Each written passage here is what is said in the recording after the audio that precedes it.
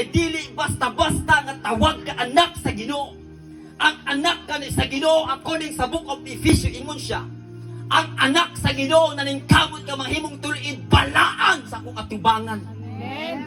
O Kristohanon, katong tao na ningkamot sa pagkabalaan diha sa atubangan sa Ginoo. Kasi ang Dios bisan karon kung naginulsul ka o nagbiya sa imong mga sala, dawapin ka sa Ginoo.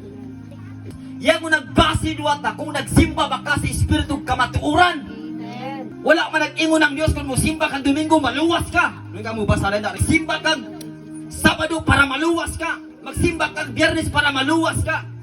Parang tinuod ka nagsimba sa Ginoo.